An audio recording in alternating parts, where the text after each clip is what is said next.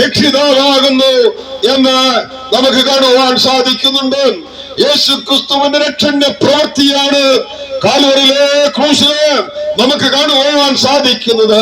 ക്രിസ്തു പാപികളായിരിക്കുമ്പോൾ തന്നെ നമുക്ക് വേണ്ടി മരിക്കയാൽ ദൈവം നമ്മോട് സ്നേഹത്തെ പ്രദർശിപ്പിക്കുന്നു. ദൈവസ്നേഹം കാൽവരിയിലെ ക്രൂശിൽ പ്രദർശിപ്പിക്കപ്പെട്ടു. അവന്റെ ക്രൂശിലെ സ്നേഹം മനുഷ്യവർഗത്തെ സ്നേഹിക്കുന്ന സ്നേഹമാണ്. ആ ക്രൂശിലെ സ്നേഹം ആ മനുഷ്യവർഗത്തിന് വേണ്ടി പ്രദർശിപ്പിക്കപ്പെട്ടു എന്ന് കാണുവാൻ സാധിക്കുന്നുണ്ട്.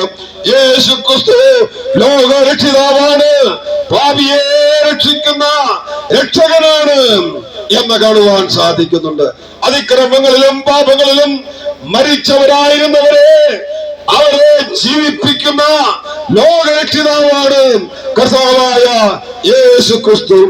ആകാശത്തിന്റെ അധികാരത്തിനും അനുസരണക്കേടിന്റെ മക്കളിൽ വ്യാപരിക്കുന്ന ആത്മാവിനും അധിപതിയായവനെ അനുസരിച്ചു നടക്കുന്ന ജീവിതങ്ങളെ ദൈവത്തെ അനുസരിക്കുവാൻ ഇടയാക്കി തീർക്കുന്ന ലോകരക്ഷിതാവാണ് ഞങ്ങൾ പ്രസംഗിക്കുന്ന കർത്താവായ യേശു ക്രിസ്തു.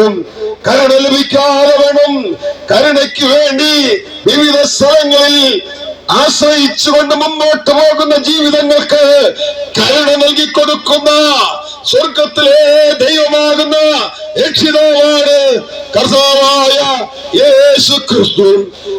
പാപം നിമിത്തം മനുഷ്യവർഗം മുഴുവനും അന്ധകാരത്തിൽ ജീവിക്കുന്നവരാണ്. അന്ധകാരത്തിൽ ജീവിക്കുന്നവരെ അത്ഭുത പ്രകാശത്തിലേക്ക് കൂട്ടിക്കൊണ്ടുവരുന്ന ലോകരക്ഷിതാവാണ് കർത്താവായ യേശു ക്രിസ്തു.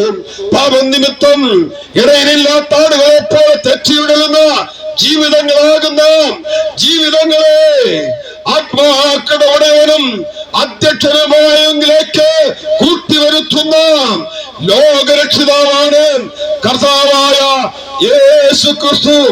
ആകയാൽ ഈ രക്ഷിതാവിനെ ഞങ്ങൾക്ക് ഉയർത്തി കാണിക്കുന്നതിൽ ഞങ്ങൾക്ക് സന്തോഷമുണ്ട്. ഈ രക്ഷിതാവാണ് മനുഷ്യ ജീവിതത്തിന് പാപമോചനം കൊടുക്കുന്ന രക്ഷിതാവ്. ഈ രക്ഷിതാവാണ് മഹാദൈവത്തോട് ബന്ധം പുലർത്തുവാൻ നമ്മെ സഹായിക്കുന്ന രക്ഷിതാവ്. ഈ രക്ഷിതാവാണ് ജീവിതത്തിലെ സർവശക്തനായിരിക്കുന്ന ദൈവത്തോട് കൂട്ടായ്മ ബന്ധം പുലർത്തി തരുന്ന രക്ഷിതാവ് എന്നുള്ളത് ഞങ്ങൾ ഇവിടെ പ്രസ്താവിക്കുന്നതിൽ സന്തോഷമുണ്ട്. ആകയാൽ ഈ മഹാദൈവത്തോട് ബന്ധം പുലർത്തുവാൻ ആഗ്രഹിക്കുന്ന ജീവിതങ്ങൾ യേശു ക്രിസ്തുവിന്റെ ക്രൂശിലേക്ക് കടന്നു വരിക. യേശു ക്രിസ്തുവിന്റെ ക്രൂശിന്റെ സന്ദേശത്തെ വിശ്വാസ കണ്ണുകളാൽ കണ്ടുകൊണ്ട് യേശു ക്രിസ്തുവിന്റെ ക്രൂശിന്റെ സന്ദേശം നിങ്ങളുടെ പാപത്തിന്റെ മോചനത്തിന് വേണ്ടി യേശു ക്രിസ്തുവിന്റെ ക്രൂശിന്റെ ചുവട്ടിൽ വന്ന് കാൽവരിയുടെ കീഴിൽ മനുഷ്യരുടെ നൽകപ്പെട്ട വേറൊരു നാമവുമില്ല. യേശു ക്രിസ്തുവിന്റെ നാമമാണ് നമ്മെ രക്ഷിക്കുന്ന നാമം. യേശു ക്രിസ്തുവിന്റെ നാമമാണ് നമുക്ക് പാപമോചനം നൽകുന്ന നാമം. യേശു ക്രിസ്തുവിന്റെ നാമമാണ് നമ്മെ ദൈവിക കൂട്ടായ്മയിലേക്ക് കൂട്ടിവരുത്തുന്ന നാമം.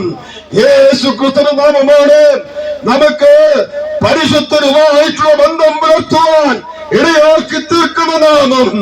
ആകയാൽ ഞങ്ങളുടെ കേൾവിക്കാരോട് വളരെ വിനയമായി പറയുകയാണ്, മരിച്ചിട്ട് ഉയർത്തെഴുന്നേറ്റ ദൈവപുത്രനാകുന്ന ലോകരക്ഷിതാവിലേക്ക് കടന്നു വന്ന് വിശ്വാസത്താൽ ഉയർത്തെഴുന്നേറ്റ് സ്വർഗത്തിൽ ജീവിക്കുന്ന കർത്താവിലേക്ക് നോക്കി പാപങ്ങളെ ഏറ്റുപറഞ്ഞ്, കർത്താവേ, ഞാൻ പാപിയായി ജനിച്ച് ജീവിക്കുന്നവനാണ്, എനിക്ക് ദൈവത്തിന്റെ ന്യായവിധിക്ക് മാത്രം വിധിക്കപ്പെട്ടൊരു സ്ഥിതിയാണ്. എന്നാൽ ഈ ന്യായവിധിയിൽ വിടിവിക്കപ്പെടുവാൻ എനിക്ക് അസാധ്യമാണ്. കർമ്മ പ്രവർത്തികൾക്ക് അസാധ്യമായിരിക്കുന്നു. എന്റെ ഭക്തിമാർഗത്തിന് അസാധ്യമായിരിക്കുന്നു. എന്റെ ജീവിതത്തിന്റെ യാതൊരു പ്രവർത്തനങ്ങൾക്കും അത് സാധ്യമാകാത്തതാണ്.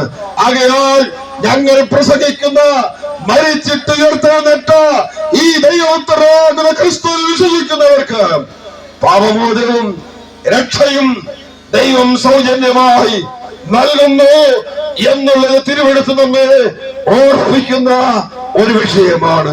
അവൻ മുഖാന്തരം നമുക്ക് ലഭിക്കുന്ന രക്ഷയുടെ പ്രത്യേകതകളെ നാം ഓർക്കുമ്പോൾ അത് നമുക്ക് സന്തോഷകരമായ അനുഭവമാണ്.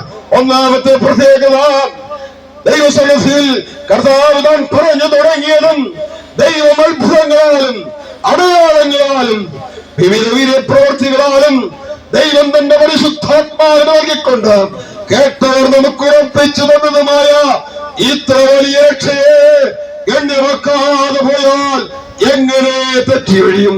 യേശുക്രിസ്തു മുഖാന്തരം യേശുക്രിസ്തു വിശ്വസിക്കുന്നവർക്ക് ലഭിക്കുന്ന രക്ഷയുടെ പ്രത്യേകത ഒന്ന്, അത് വലിയ രക്ഷയാണ്.